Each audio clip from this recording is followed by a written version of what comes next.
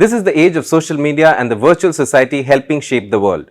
We have Facebook India's Managing Director Ajit Mohan with us today. He will be discussing the role of new tech and online communities in transforming India. Senior journalist Kaveri Bamzai will join the conversation as well.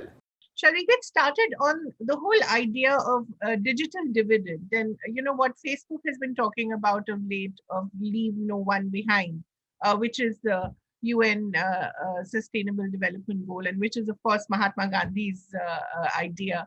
And it's nice to see the world adopting India's ideas, even if it's a bit late.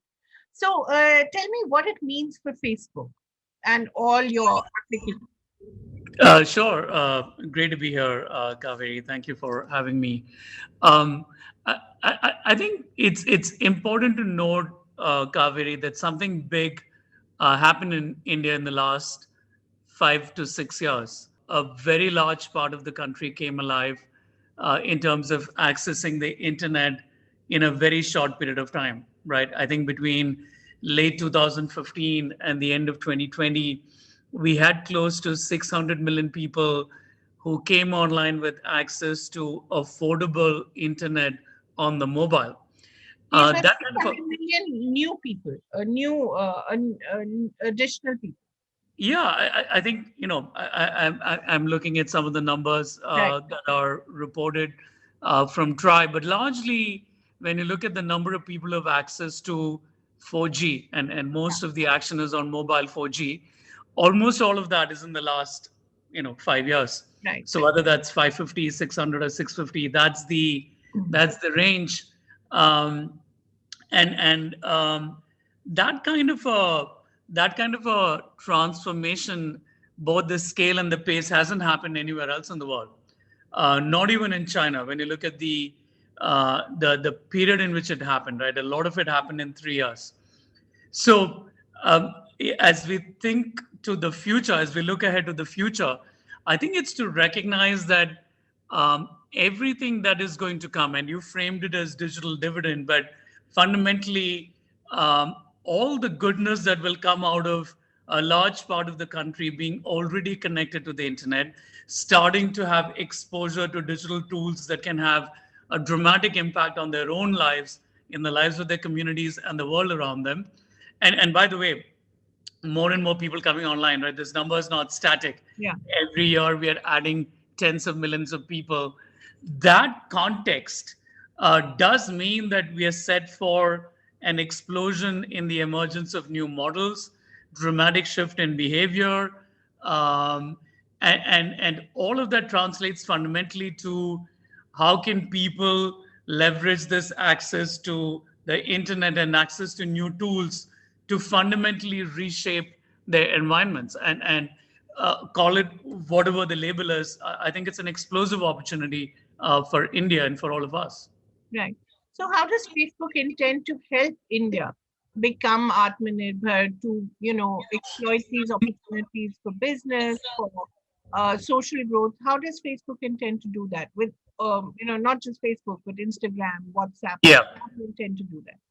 Yeah, I think if you look at that context of what's happening in India, and if you look at the Facebook family of apps, right? Facebook, Instagram, and WhatsApp, the one thing that immediately stands out, Kaveri, is how immersed in the fabric of India we are. Whether it's in the public spaces like Facebook and Instagram, or the private messaging space that is WhatsApp, each one of these apps clearly plays a big role in our daily lives. I'm sure it's true for you. It's true for me, and for a lot of people who are listening to this today. Most of your daily life starts on WhatsApp. It's probably the last thing that you do before you go to bed. Um, there are today creators and businesses who are born on Instagram, and friends and families connect with each other on Facebook. So the starting point of the answer to your question in terms of how do we contribute to aiding this transformation and to making sure that India can actually reap the digital dividend, it's so clearly visible in front of us. Um, is it starts with the nature of these platforms and how engaged people around the country are with these apps. So that's the starting point. The Once you recognize that, then we think about it in terms of, are we essentially fueling our core mission of helping people not just connect with each other, but finding ways to introduce new tools that allow them to radically transform their lives. And that comes in many forms, Kaveri. One, of course, is connectedness, right? Just making it easier for people to remain connected with each other. That's not just people around your local community or in India, but around the world. And a lot of that came alive in the last 12 months, right? Yeah. I think we had a radical experiment. It's not fair to call it an experiment because The it whole was in many world ways, was a guinea pig. yeah, it was a crisis. There was a health crisis. There was a lot of loss, but it also was essentially a period in which a lot of new tools came in that allowed people to engage with each other, to remain connected with each other without being in the same room. And that's, that mission is true even when the world comes back to normal. But I think we played a particular role over the last few months. But it's important for us in terms of making sure that we are making it easier and easier for people who have a shared mission, who love each other, to have that connectedness that crosses physical constraints, right? Not being in the same space. I think the second way in which we can really do this is in terms of enabling the agenda of entrepreneurship and the creation of businesses. The interesting part in terms of how the world looks now is it's become, Kaveri, really, really easy to go from you have an idea to build a new business, build a product, build a service, to taking it to all of the world, right? Historically, if you look at it, there's a pattern to it, right? You set up a small shop, you invariably try to get traction in your local town. If it's working really well, you expand to the state. And if it does extraordinarily well, you kind of go national. And very few companies go global. Right. That's changed. I think what we are seeing, and that's for me the explosive opportunity for a country like ours, which is young, aspirational, deeply entrepreneurial, is that the whole mechanism of going from an idea to going global has gotten compressed. And we see that there are businesses who are, in month 2, in month 6, deciding to explore global markets. And the nature of our platforms means that it's very easy for them to find customers for their product and services anywhere in the world with very little friction, very little cost. So that's the other role, right? The agenda of fueling entrepreneurship, not just in a local context or in a national context, but really in a global context. And the third one really is, how do we, for a company like ours that's global, where our core mission is to empower people and provide them access to digital tools, how do we play an enabling role in fueling the agenda of inclusion, right? Making sure that more and more people can not just access the internet, but also leverage everything that good that comes with accessing the internet, with a particular focus on women.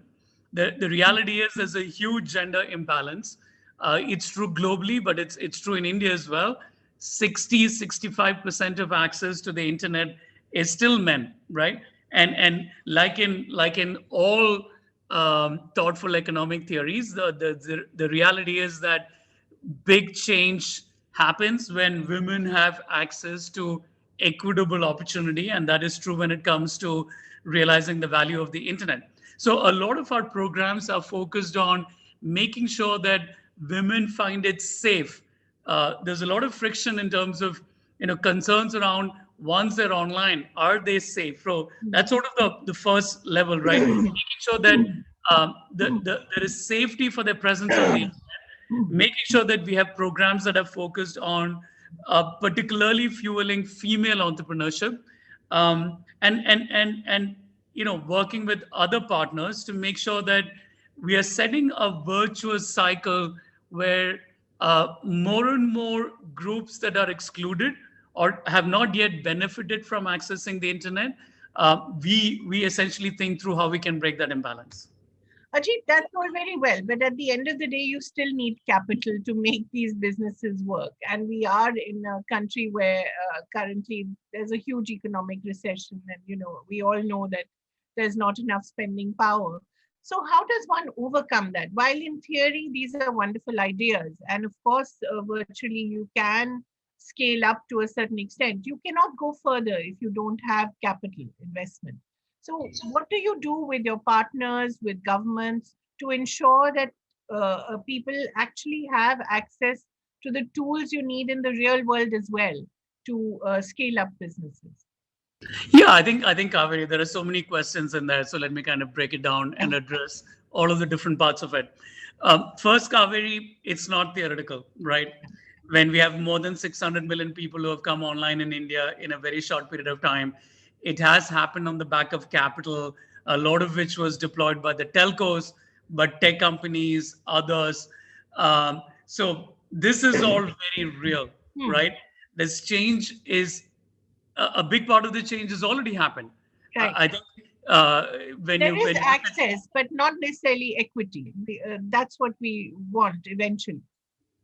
I think in 2015, Kaveri, less than 50 million people had access to affordable internet. Today, the number is north of 600. So Right. the equity equation has dramatically changed already. So given that I raised the point of equity, Kaveri, it's not to say that that agenda is complete Yeah. or it's finished, but I think it's important to recognize the successes that have already come, because in that is inbuilt learnings of what we can continue to do better. What are the learnings? One, yeah, some of the hard work is already done, because when you have that foundational layer of a lot of people have access to the internet, and a clear shift in behavior from offline to online, including in commerce, including in categories like video, music, education, healthcare, it creates a virtuous cycle that attracts more capital. I think that's the story that we have seen in the last few years. I think any number you look at it, whether it is the investment from the private equity space, the scale of FDI that's coming in, it's all benefited from the fact that that flywheel is well in place. So the fact that people having access, companies disrupting and making big bold bets, trying out new models, trying out new ideas, many of which are working and scaling up, that in turn fuels the cycle of entrepreneurship, because it attracts the next generation of entrepreneurs to be bold and fuel ideas, not just for India but for the world, which attracts more capital. I think we are in the middle of that. So and through all of it, what we are seeing is that it's not just that capital is coming into India and a lot of them doing well. It's also that all of this essentially builds the momentum for more and more people having access to the internet. It reduces the cost of access, right? It reduces the portfolio of services that are open, that in itself become a momentum driver. And a company like ours, I think if I look back at the last few years, of course, you saw us make an investment in geo platforms. One of the reasons why we did it was we saw a company that probably more than any other company in India had done a big needle moving change in terms of expanding access to the internet, which is one of the reasons why we were excited to partner with them. A lot of the work that we do every day, Kaveri, is focused on how do we make sure that the kind of tools that are available for very large businesses And traditionally, when you look at the media landscape, large businesses have always had an advantage in terms of accessing knowledge and insights and tools that have enabled them to fuel growth more than small businesses. Right. What's unique about our model is for any company to use Facebook or Instagram to reach new consumers around the world, the smallest business, the entrepreneurial shop with only 2 employees, has access to the same tools that our largest clients have. And a lot of our energy is focused on making sure not just that those tools are available and companies can come in and use them, but we spend a lot of energy and time and investment in making sure that we take those tools to entrepreneurs and to smaller businesses. A program that we have rolled out in India is called the SMB Guide, which is available in English and Hindi and over time in multiple languages. The idea is, how do you create awareness about the power of the internet and then using platforms like ours to grow businesses to the smallest entrepreneur in the smallest town? And so that's effort. One of the things we have done in the last year, especially given the pandemic and the massive disruption it caused in economies around the world, was we provided financial support. Right, we wrote grants for around 3,000 businesses amounting to 32 crores. And again, it's material money, but given the size of India's economy, it's not that large. But the idea was to show up and be helpful wherever we can. And in this case was, let's be helpful to some of those businesses who have been impacted by just giving them a bit of financial support that can help them tide over the disruption that happened when people were not walking into shops on the streets. So I think all of these, Kaveri, go together, right? All of these go together. And we see ourselves as playing a meaningful role in helping build these foundational blocks, these bricks of the India internet that we are building together, which is a part of the global internet. And we see that as an exciting part of our mission. Let's talk about some of the new tools that you've launched and how do they help small businesses, whether it's Facebook Room or Insta Reels. Do these in any way help the small business? Yeah, I think, again, at multiple levels. Yeah. Answer is yes. I think 2 or 3 things are happening, Kaveri. One is, of course, there's a big shift happening in terms of behaviors, right? And one of that to the top of this conversation is people around the world are getting more and more comfortable with the idea of virtual presence, right? I mean, you and I are doing this over a video call. We're doing it with ease. 2 years ago, we would probably have made an effort to fly into a city and be on a stage together. And yet, Thank God we don't have to do that anymore. Exactly. And the quality of this conversation is probably as good as it would have been. Neither of us is exhausted. So maybe the quality of the conversation is even better. But I think it's part of a trend where there is comfort with virtual presence. And a lot of our work is on building tools to fuel that. Live rooms is an example of that. Video calling on WhatsApp is an example of that. So that's an element. And of course, the reality is that in many of these cases, the boundaries between consumer behavior and business behavior is very porous, right? Yeah. Businesses will use WhatsApp video calls, just like we may be using WhatsApp video calls for family calls. Yeah, that's one. I think the second part of it is that we put in a lot of energy to make sure that we are investing in skilling. We have a program called Boost with Facebook, which again used to be a physical event, which is now done online, where the idea is essentially to create awareness amongst a large number of people who are being introduced into the world of the internet for the first time, how to use digital tools, right? And if I stretch that further, we actually have a program with the CSC Academy, which is a part of the IT ministry, where we've already trained 250,000 women in more than 25,000 villages in 12 states across the country in terms of fueling sort of what we call village level entrepreneurs, right? Which are really, how do we make sure that female entrepreneurs in villages understand the power of the internet to fuel business ideas that they have, to grow their businesses. So a lot of the work is around skilling.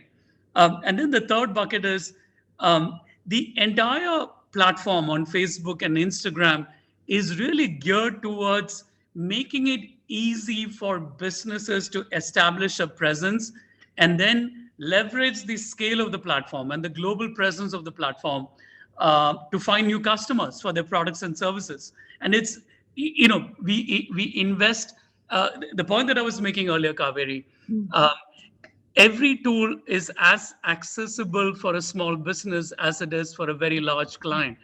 And therefore, we invest a lot of time in building those products.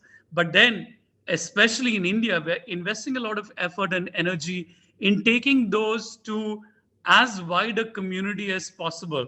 So the SMB guide is an example. We work with VC and PE firms to help them with their startups.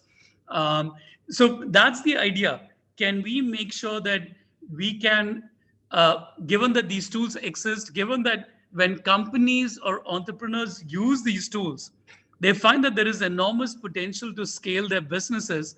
How do we make sure that the knowledge and wisdom around that is dissipated to as many individuals and entrepreneurs and companies as possible? And that's a lot of the effort that we do every day. Right. So how do you do that? Do you use your own platform, or do you use other platforms to do that as well? I think it's whatever clients want, right? So there's no constraint in terms of only using our platform. So a lot of webinars, right, in the last few months, which are open and free. Boost with Facebook is a particular structured program, as I mentioned, which was physical, now done online. The creation of guides like the SMB guide for India and an online resource hub that we have created. And of course, I think just making sure that we are open to conversations. A lot of people write into us, seek help. And when they do that, we try and connect them to people who can actually help them. So I don't think there is any constraint in terms of, the mechanism of employing these tools, right? I think, of course, given Facebook and Instagram and WhatsApp, the reality is like most other companies and businesses find it easy and useful to users. We find it useful to users for our own purposes as well. And no surprise, a lot of times it happens to be the easiest and the least friction way to get to large numbers of people. But there's no constraint, right? I think it's whatever works for the other side. The other two areas where I think we saw a lot of change during the pandemic in the use of all your apps is, of course, education and healthcare. Education in particular, and the opportunities there for India in terms of online learning, in terms of online teaching are tremendous, as it is for healthcare. So are there any things in particular that you're doing in those two areas? I think the answer to your sort of first question is absolutely. I think your sort of thesis that these are two sectors that are likely to see massive positive transformational change. I believe where models come out of India that in many ways solve for the world. We believe that too. I think there's a lot of excitement there.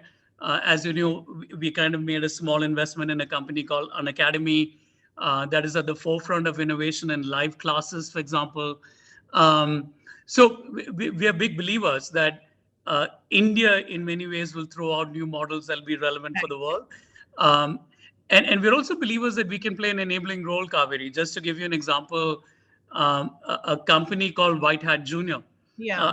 And I think it's a company that amplifies a lot of what I've been talking about, which is, in less than 18 months, they went from zero to a company that was valued at $300 million and bought by Byju's. And a lot of their market expansion it was on Facebook and Instagram. I think Karan, the founder, would say that they started targeting the United States almost at the same time as they started exploring expansion in India, and that kind of gives you a sense of the potential Yeah. in sectors like education, right? And I want to call out two or three things for those in the audience who are thinking about this. One, the fact that there are some opportunities where deep we have depth in expertise, right? In this case, for example, we have massive depth in high quality teachers around the country, right? Whether it's to teach coding or mathematics or English, and in many ways, this is a model where you can find a way to connect the dots between supply, which is essentially great quality teachers who have the ability to create the right learning environments, Right. to demand, which is global. Yeah. Right. The need to learn something new. Um, it's an unlimited demand globally.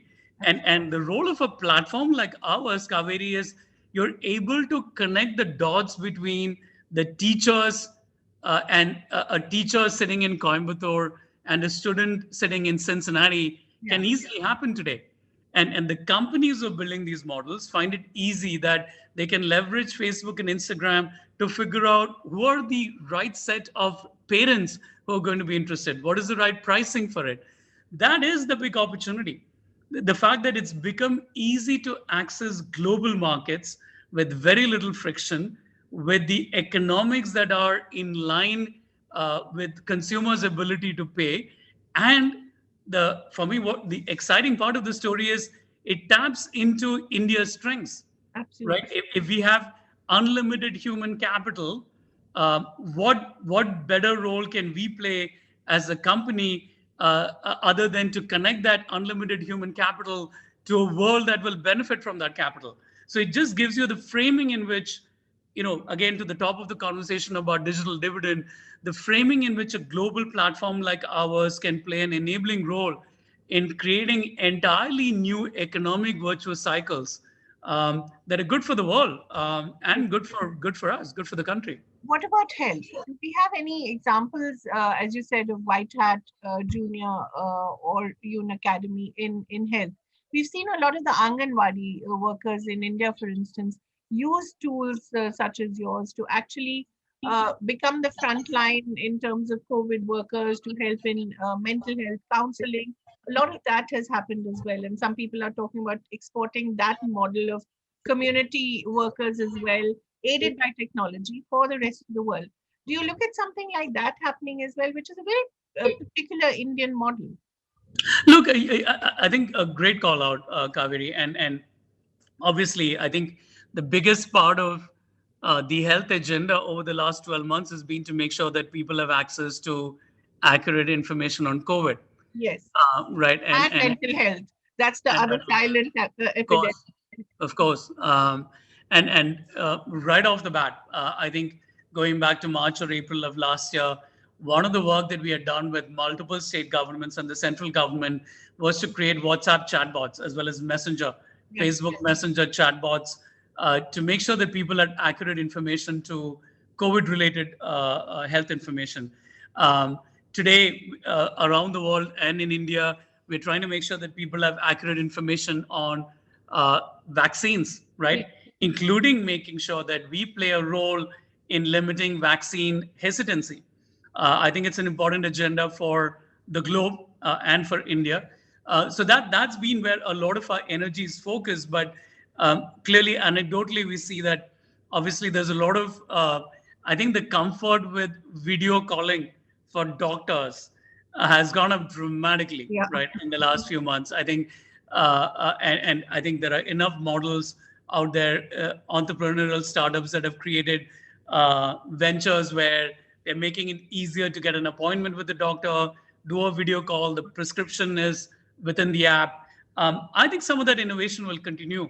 And again, I think the role that we can play is in terms of making sure that we are building tools that allow some of these innovation that may be driven by other companies to leverage the scale that we have, right, and make it easy and reduce the friction as much as possible.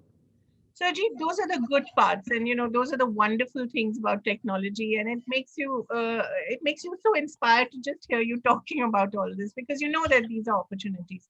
There are, of course, worries about the dark side as well, in terms of privacy, in terms of the machine knowing you better than you know yourself, in terms of the number of parameters per person that Facebook may have.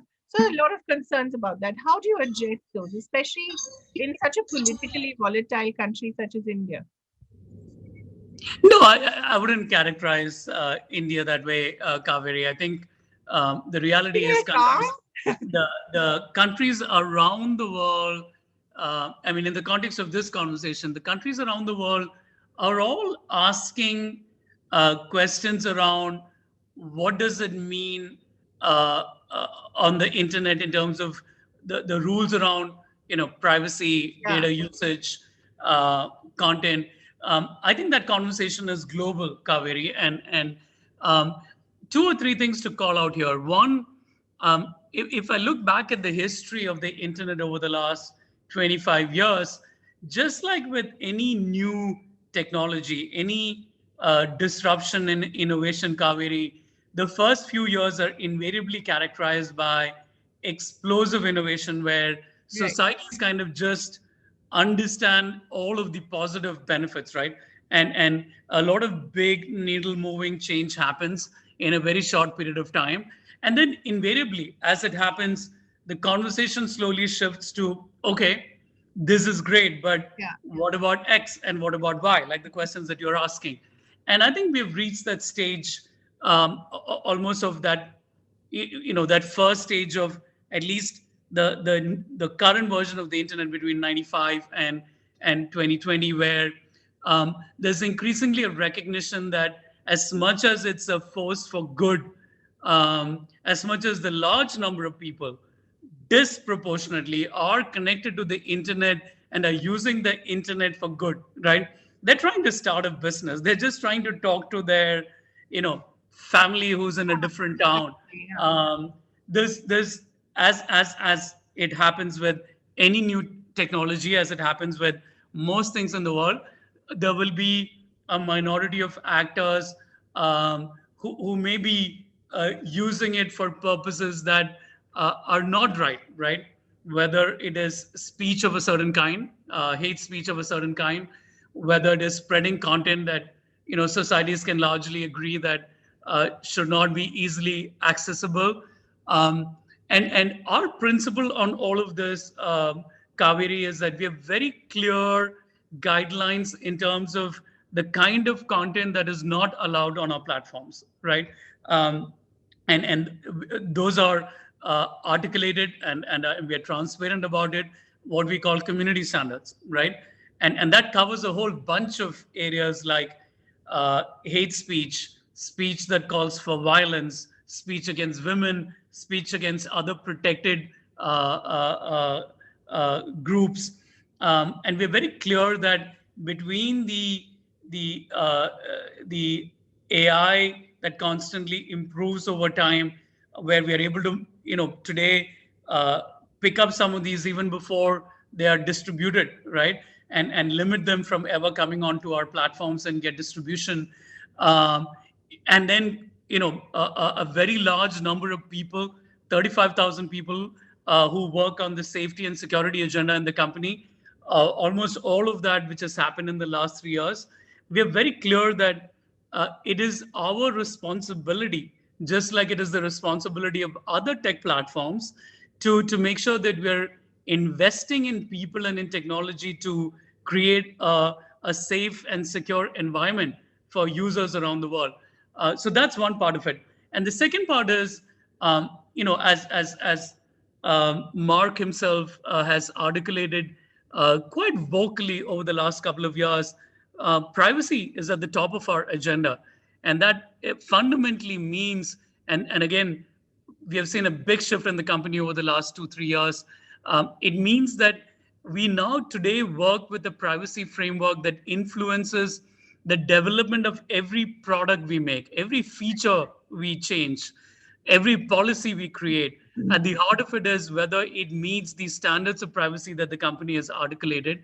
And making sure, a big part of that, Kaveri, is making sure that users have control over their data, that users are able to have the power to decide what data about them, what is it used, in what context it's used.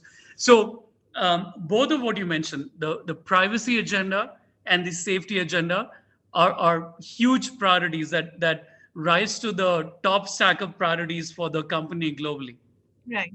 So, in almost at the end of our conversation, Ajit, what are the three things during the pandemic that you learned, or the lessons that the company learned, which you think going forward will impact on how you function? Yeah, I think one, we've talked a lot about it, Kaveri, that um, uh, consumers and businesses have a lot more comfort with virtual presence than we would have ever imagined a year ago. And that's a big shift.